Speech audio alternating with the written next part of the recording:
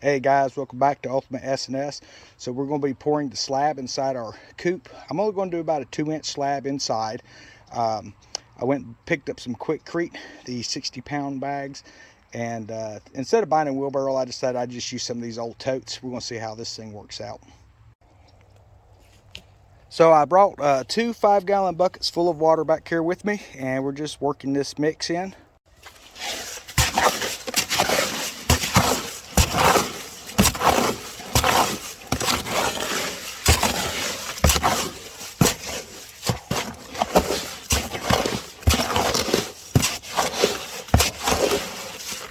So for this 60-pound bag, I've used about 1.5 gallons of water.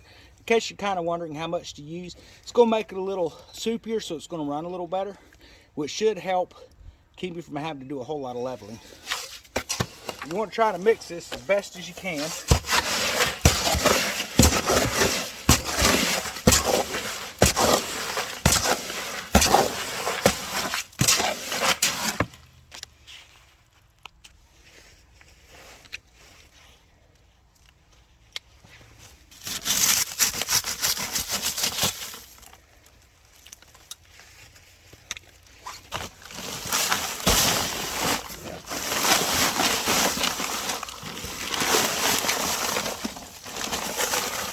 I do recommend you wear a mask when you're doing this.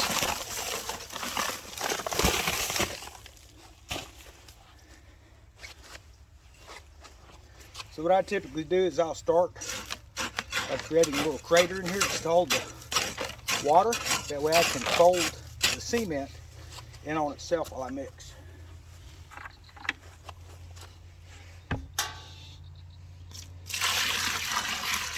And try not to add too much. Add about half of what you need while you mix. Otherwise you're going to slosh this all over yourself. I apologize for bumping the camera.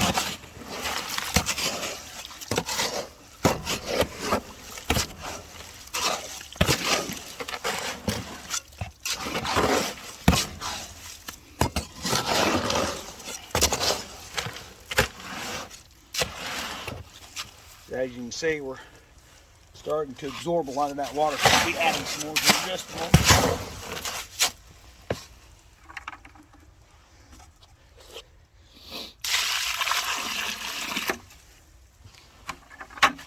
Always add just a little at a time, guys. Otherwise you're going to end up with a soupy mess. Kind of like I've got going on.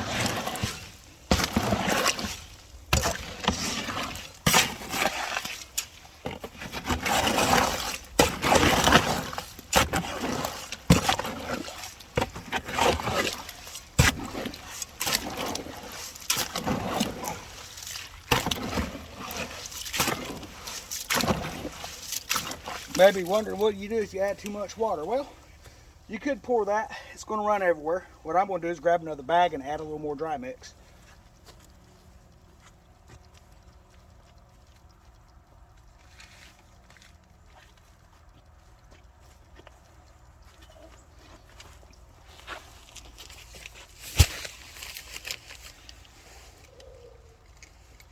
Sorry if I'm out of breath. It's a long walk back here carrying these bags. And 10 gallons of water in 2 5-gallon buckets without spilling it everywhere. I'm definitely going to be putting a hand-driven well back here this summer.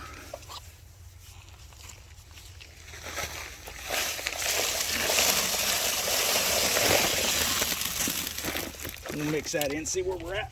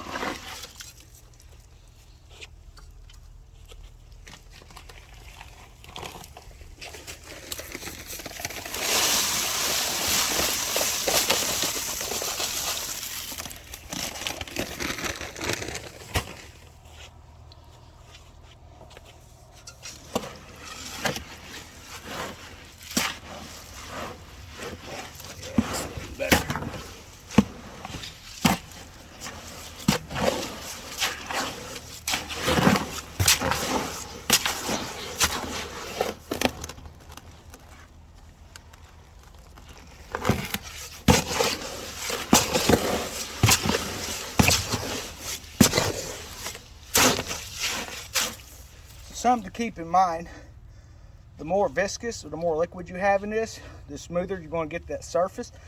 I don't want that surface real smooth, so I'm laying it in, not dry, but not real runny either. And then I'm going to smooth it with a shovel. The reason I'm doing that is we don't really get freezing temperatures here, but I don't want the chickens in there walking around on a smooth surface. This will help keep the nails and things like that trimmed down. And hopefully it'll keep them from digging through the bedding.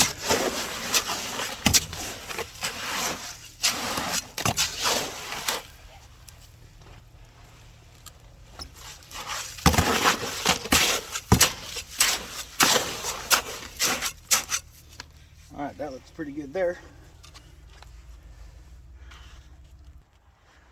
Okay, so I'm going to apologize. I didn't take any clips of where I dug down inside this. I dug down an extra inch from the topsoil just to have a thicker pad to help keep it predator proof. So apologies on that. Always dig down to get off that surface soil. But we're going to take this board and try to smooth this out a little bit.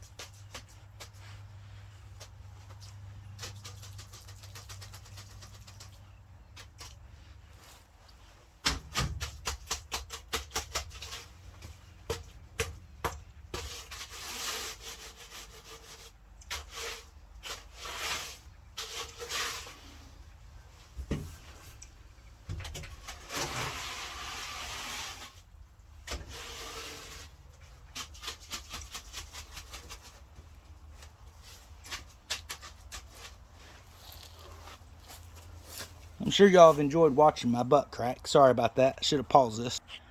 Okay, so while this is not perfect, this is going to suit my needs here. So that slab is actually about 2.5 to 3 inches thick, having gone down 2 inches down, and it's about 1.5 inches probably from the ground level to the top of that frame where I've got.